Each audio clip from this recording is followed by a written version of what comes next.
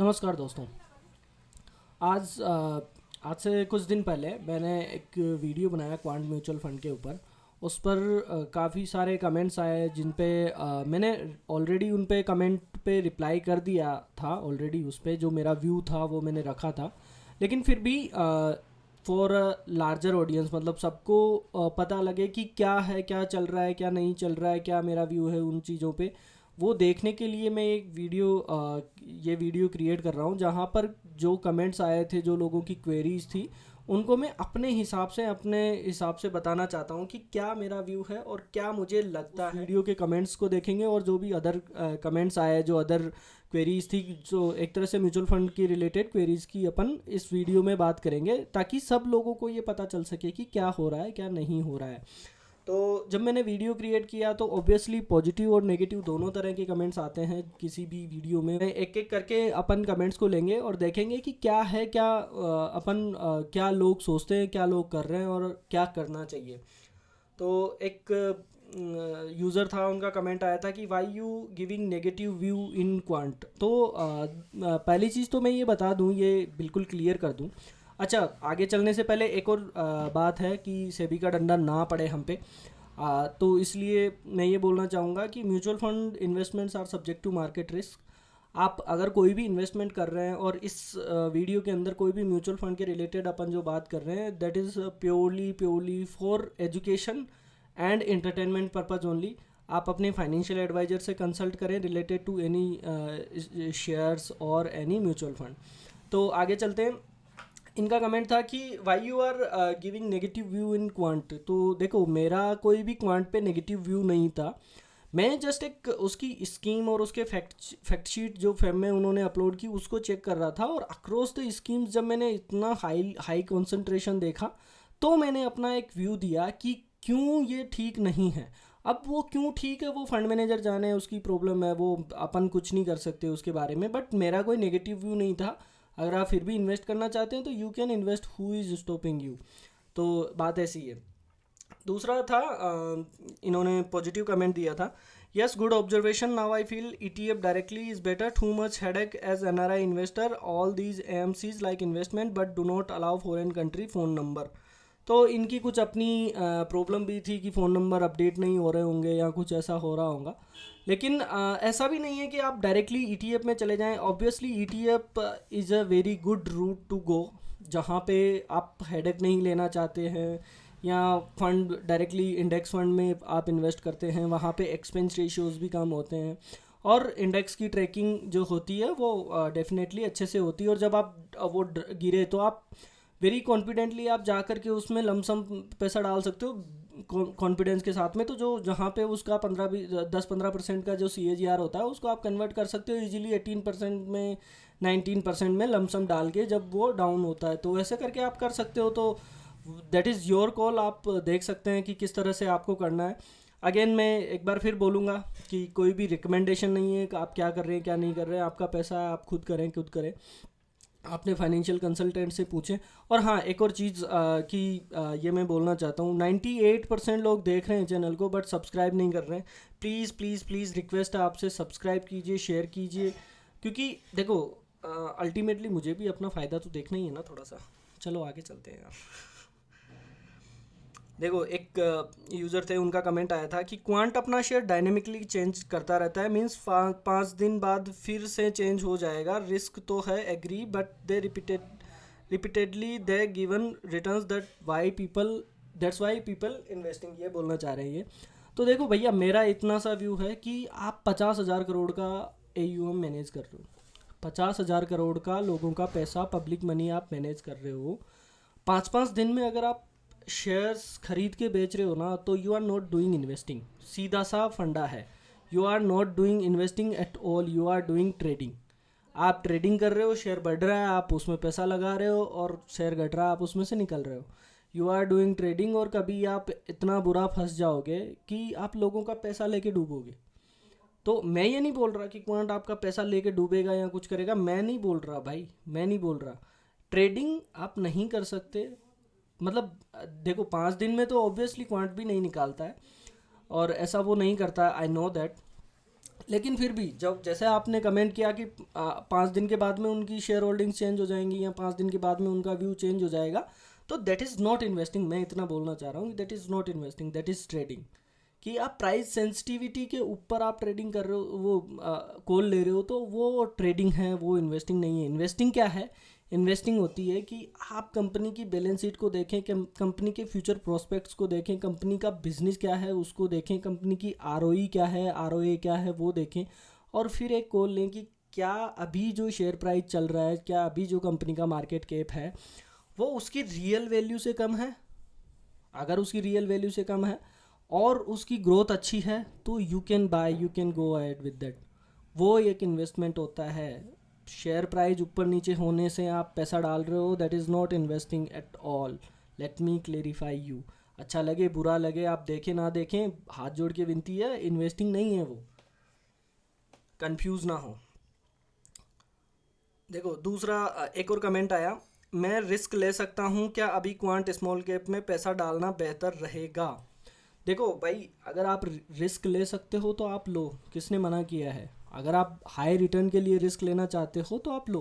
देखो मैं एक चीज़ जानता हूँ, ह्यूमन साइकोलॉजी क्या है कि अगर आज कोई फंड चल रहा है, आज कोई फंड चल रहा है जिसने 30-40% रिटर्न दिए हैं, और कोई आपको बोलेगा कि इसमें डाउन साइड भी है यार, 30-40% नीचे भी जा सकता है, तो एक एक 50-50% का बेट हो गया कि 50% चांस है कि वो नीचे जा सकता है, 50% चांस है कि वो ऊपर भी जा सकता है। क्योंकि 100% तो किसी को पता है ही नहीं ना। देखो 100% तो कोई नहीं जानता कि क्या होगा क्या नहीं होगा, कल कल को मार्केट क्रैश होगा, कुछ कुछ नहीं पता, किसी को नहीं पता। वो बहाने मिलते हैं फिर बाद में ढूंढने के कि क्या हो गया क्या नहीं हुआ। लेकिन क्या है रिस्क, क्या है? आप जब आप क्या एक सिनेरियो देख रहे हो कि ये 40% रिटर्न इसने बनाया, 1 साल में भी, 3 साल में भी, 5 साल में भी, आपने ये नहीं देखा कि उसका डाउन साइड अगर अब शुरू हो गया, 5% 50% गिर गया आपके पैसा लगाने के बाद में, तो आपका तो 50% गया ना। जिसको मिला 50% का अपसाइड उसको मिला। आपको तो वो डाउन साइड दिखेगा जब आपका रियलाइजेशन होगा कि हाँ यार ये तो पैसा गया। तो आपको हमेशा रिस्क को समझना चाहिए कि मैं कितना रिस्क ले सकता हूँ। और रिस्क देखो ऐसे डिटरमाइन नहीं किया जा सकता कि मैं ले सकता हूँ। रिस्क डिटरमाइन किया जा सकता है कि आपकी फाइनेंशियल कंडीशन एट प्रेजेंट क्या है, आप कितना कमा रहे हो, कितना आपके आगे आने वाले टाइम में आपके क्या क्या रेस्पॉन्सिबिलिटीज़ है आपकी फैमिलीज़ को लेकर के, आपके अदर काम क्या आपको क्या क्या करने हैं वो फाइनेंस से रिलेटेड, क्या आपका टर्म इंश्योरेंस हो रखा है, क्या आपका हेल्थ इंश्योरेंस हो रखा है, क्या आपको कोई इमरजेंसी आ जाती है तो क्या आपके पास फंड्स अवेलेबल है। तो उन सब चीज़ों को कंसिडर, आपकी एज क्या है, सब चीज़ों को कंसिडर करके रिस्क एपेटाइट का एक इवेल्युएशन किया जा सकता है कि आपकी रिस्क क्या है। उसके बाद में आप बोल सकते हो कि हाँ मैं रिस्क ले सकता हूँ या मैं रिस्क नहीं ले सकता। ऐसे स्ट्रेट अवे क्योंकि रिटर्न दिख रहा है आप बोल नहीं सकते कि मैं रिस्क ले सकता हूँ। तो ये वाली बात है। एक यूज़र है जिनका कमेंट आया कि how quant large and mid cap fund, I have done lump sum of 25,000 on 13 March when market crashed, please do reply. देखो अगर 13 मार्च को आपने किया होगा ना तो अभी भी आपके उसमें पैसा होगा। तो मैं देखो कुछ बोल तो नहीं सकता कि क्या आपको करना चाहिए क्या नहीं करना चाहिए, वो आपका कॉल रहेगा, आपके फाइनेंशियल कंसल्टेंट से आप पूछ के बात कीजिए। लेकिन फिर भी एक एज ए मतलब एज ए फ्रेंड अपन इतना डिस्कस कर सकते हैं कि हाईली रिस्की है। आप अपना पहले, आप सबसे पहले क्या आपको करना आगे उससे पहले आप अपना रिस्क इवेलुएट कीजिए। आपने पैसा लगा दिया है ऑलरेडी और आप रिस्क ले सकते हैं, अभी वाकई में रिस्क ले सकते हैं, तो आप रहिए होल्ड। कौन मना कर रहा है? अदर जगह पे आप डाइवर्सिफाई कर दीजिए या कुछ और फंड्स में आप इन्वेस्ट कर दीजिए, तो आप ऐसा कर सकते हैं। ज़रूरी नहीं है कि अब मैंने बोल दिया तो सारा क्वांट फंड ही गलत हो गया। देखो मैं भी गलत हो सकता हूँ, इंसान है, कोई भी भगवान नहीं है यहाँ पे। तो ऐसे आप कीजिए। कहाँ गया वो? ओके। एक कमेंट था कि is Reliance not a good company, do you know how they do rotation of funds, what is your problem, what is your problem is he is asking to invest only in Quant. क्या बोलना चाह रहा है भाई? देखो रिलायंस के लिए तो इसने इसलिए बोला होगा क्योंकि रिलायंस और जियो फाइनेंस का मैंने इसमें पॉइंट में एक्सप्लेन किया था कि इसके अक्रॉस द फंड्स इसमें अब 17-18% का एक ही कंपनी के शेयर्स में इन्वेस्टमेंट्स है। तो अभी देखो जियो फाइनेंस का अगर आप देखोगे तो जियो फाइनेंस का तो फिलहाल तो कोई बिजनेस है ही नहीं। जियो फाइनेंस का तो क्या, जियो फाइनेंस के पास रिलायंस के शेयर पड़े हुए हैं, उन्हीं का उसको पैसा कमा रहा है। कोई सिनर्जीज मतलब, अब जब देखो मेरे पास भी रिलायंस के शेयर थे, डीमर्ज हुआ तो मेरे पास जियो फाइनेंस के शेयर भी आए। मैंने वीडियो भी बनाया कि क्यों मैंने जियो फाइनेंस को बेचा, क्यों मैंने जियो फाइनेंस को बेचा। सिंपल सा फंडा है भाई, देख उस मेरे बेचने के बाद में खूब चल गया, but I don't care about it. मेरे को क्या लगता है, मेरे को लगता है बिजनेस मॉडल अभी उन्होंने कुछ एक्सप्लेन ही नहीं किया कि कैसे वो करेंगे आगे जाके बिजनेस। उन्होंने ब्लैक रॉक के साथ कमिटमेंट किया कि हाँ हम एएमसी सेटअप करेंगे, हम इंश्योरेंस आर्म सेटअप करेंगे, हम क्या बोलते हैं ये, अभी अभी देखो 2 लाख करोड़ का उनका मार्केट कैप हो गया, कुछ नहीं है अभी। 1 लाख करोड़ का शेयर एडजस्टमेंट कर दो, होल्डिंग कंपनी का डिस्काउंट कर दो, तब भी मतलब 1 लाख करोड़ का market cap, it's like crazy कि क्या कर रहे हो तुम। अभी तो तुम्हारा कुछ है ही नहीं। अभी देखो हीलियोस ने म्यूचुअल फंड सेटअप किया था, जब उन्होंने अप्लाई किया उसके बाद में उनको 3 साल लगे, तो जियो फाइनेंस को अभी भी 3 साल लग सकते हैं कि म्यूचुअल फंड का आम मिलने में, म्यूचुअल फंड का आने में। और उसके बाद में उनका एयूएम गैदर होना शुरू करेगा, पिकअप करना शुरू करेगा।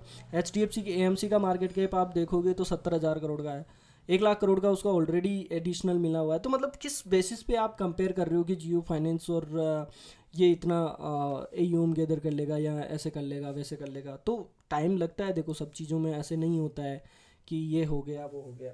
तो इसलिए मैंने बेचा था, उसको एक्सप्लेन भी किया था। मुझे लगता था जब जब डीमर्ज होके आया डीमेट के अंदर, तो मुझे लगता था कि ये जो इनकी रिलायंस रिटेल वाली आर्म है उसके थ्रू ये कुछ क्रेडिट ट्रांजेक्शन्स और ये करके बजाज फाइनेंस की तरह ये अच्छे से उसको पिकअप करेंगे, इनके पास डेटा है। बट उस तरह की इनका अभी कोई भी विजन नहीं दिखता है, तो मैंने बेच दिया। मुझे लगा था इसलिए मैंने रखा था। तो बात ये है, कोई देखो कोई भी इसमें कोई भी रिकमेंडेशन नहीं है, आप कोई भी रिकमेंडेशन ना लेके चले, मैं क्लियरली बोल रहा हूँ ये बात। तो रिलायंस मैं नहीं कर रहा, आप जैसे ही बोल रहे हैं मैं नहीं कर रहा भाई, रिलायंस बट अच्छी कंपनी नहीं है, लेकिन क्या वो इन्वेस्टमेंट के लायक है अभी 20 लाख करोड़ के मार्केट कैप पे? आप ये देखो, अच्छी कंपनी, ऐसा नहीं है, डीमार्ट भी अच्छी कंपनी है, लेकिन 3 साल से चली क्या? वो 2 साल पहले मैंने एक वीडियो बनाया था जिसमें मैंने एक्सप्लेन किया था कि क्यों डीमार्ट नहीं चलेगा। 2 साल से चला क्या डीमार्ट? नहीं चला ना। बना क्या पैसा? नहीं बना। तो आपको वहाँ होना है जहाँ पैसा बनना है भाई, जहाँ पे सेचुरेशन पॉइंट आ गया वहाँ पे क्या करना है आपको। Aditya Birla Sun Life PSU equity fund कैसा रहेगा इन्वेस्टमेंट के लिए? 1 लाख डालना है। अभी देखो 1 साल से पीएसयू चल रहे थे अच्छे, बढ़िया अच्छे से पीएसयू चल रहे थे 1 साल से। लोगों को पीएसयू में ही इन्वेस्ट करना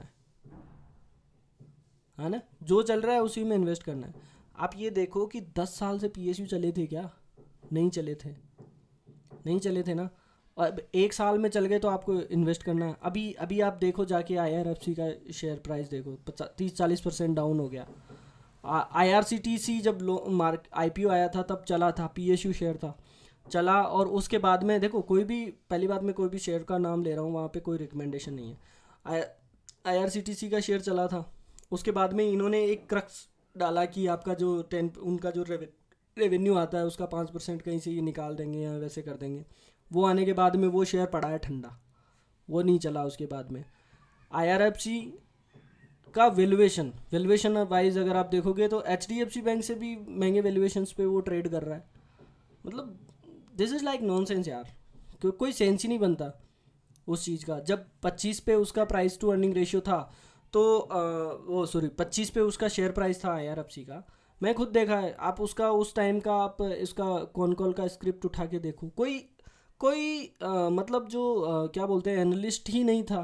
तो इतना इग्नोरेंट शेयर था उस टाइम पे आपको बाय करना था। अभी पीएसयू में मेरे हिसाब से ठीक नहीं है, आप थोड़ा सा कॉशियस रहिए। सेलेक्टेड पीएसयू शेयर्स चलेंगे, अभी भी चलेंगे, जहाँ पे डिविडेंड यील्ड भी अच्छा है और कैश फ्लो आगे आने वाले टाइम में अच्छा रहेगा, वो चलेंगे। जहाँ पे कैश फ्लो नहीं है वो नहीं चलेंगे, क्लियरली मैं बता देता हूँ। तो सारे पीएसयू में इंडेक्स में जाकर के आप इन्वेस्ट करो और 10 साल तक वेट करो पैसा बनने का, तो वैसा नहीं होने वाला। और प्लस पीएसयू जो है वो गवर्नमेंट रखती है।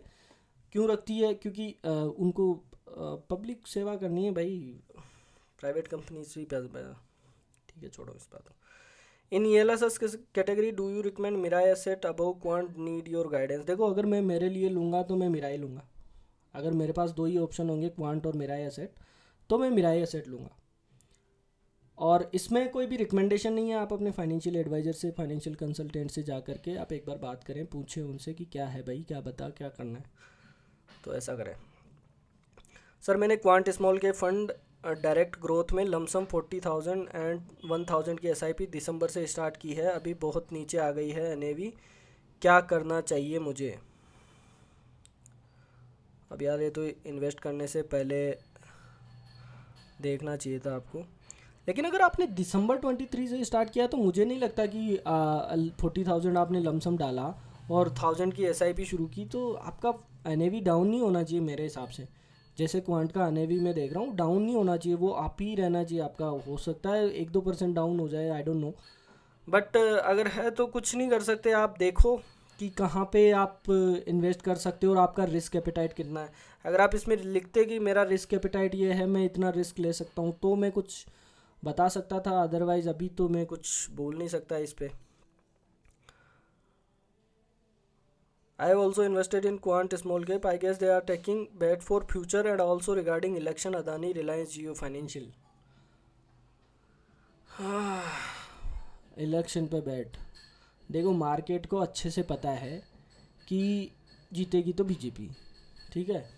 अब आएगा तो मोदी पहले ही पता है, अगर तो क्या अदानी क्या रिलायंस।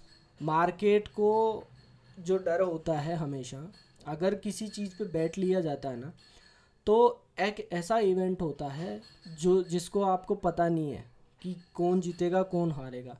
यहाँ पे क्लियर विन है, बीजेपी जीतेगी, मुझे ऐसा लगता है। आपको क्या लगता है आई डोंट नो, पॉलिटिकल बातें ना करें यहाँ पे आकर के, बट मुझे लगता है अब जीतेगी बीजेपी। अब बीजेपी अगर जीतती है और वो इवेंट ऑलरेडी मार्केट को पता है, तो अदानी और अंबानी कुछ नहीं करेंगे, ठीक है। सॉरी भाई, completely disagree, please read what quant theme is, heavy concentration is again strategy. तो देखो भैया, ऐसा है कि आप डिसएग्री हो सकते हैं, आपका पूरा राइट है डिसएग्री होने का, and I am completely okay with it. मुझे कोई प्रॉब्लम नहीं है, आप चैनल पे आके डिसएग्रीमेंट दिखाएं अपना, मुझे अच्छा लगेगा, बहुत अच्छा लगेगा कि आप डिसएग्री दिखा रहे हैं। लेकिन मेरा ऐसा है कि ठीक है, उनका थेसिस ये है कि वो बोलते हैं कि हम जो है वो बेट्स लेते हैं फंडामेंटल और लिक्विडिटी और इनको देख करके, शेयर का मोमेंटम या कुछ भी है वो देख करके वो स्ट्रेटजी बनाते हैं अपनी। बट जब आप 50,000 करोड़ का एईओ मैनेज करते हो ना, इंडिया के अंदर छोटी बहुत ही बात नहीं है ये। अब जब आप रिटर्न बना रहे हो 30-40% का, तो कई सारे लोग ऐसे आ जाएंगे जिनका रिस्क एपेटाइट नहीं है उतना, उनके पास 2-5-10 हज़ार रुपये उन्होंने बड़ी मुश्किल से बचा के रखे हुए हैं, और वो इतना सारा रिटर्न देख के लालच में आकर के पैसे डाल देते हैं। अब जब वो पैसे डाल देंगे और उनके पैसे अगर डूब गए, मतलब एटलीस्ट चांस तो है ना, आप ये मानोगे कि चांस तो है ना वो पैसे डूब जाने का, तो वो अगर पैसे डूब गए तो कल को आप तो बोल के निकल जाओगे कि यार ये तो ऑलरेडी म्यूचुअल फंड तो सब्जेक्ट टू मार्केट रिस्क है। लेकिन एक मोरल रिस्पॉन्सिबिलिटी भी होती है अपनी, ताकि जो लोग रिस्क ले सकते हैं वो लेंगे, वो करेंगे इन्वेस्टमेंट, लेकिन जो नहीं ले सकते एटलीस्ट वो दूर हो जाएंगे। इतना मेरा करना था इस वीडियो के थ्रू, वो मैंने किया है। और आई होप कि आपको ये क्लेरिफिकेशंस और ये जो कमेंट आए उन पे मेरा व्यू ठीक लगा होगा। अगर ठीक लगा हो तो चैनल को सब्सक्राइब कीजिएगा, शेयर कीजिएगा ज़्यादा से ज़्यादा, एंड लाइक कीजिएगा। Thank you all, bye. आज के लिए इतना ही रखते हैं, ज़्यादा से ज़्यादा कमेंट करें, उस पर फिर से अपन व्यू बनाएंगे, देखेंगे कि क्या हो रहा है।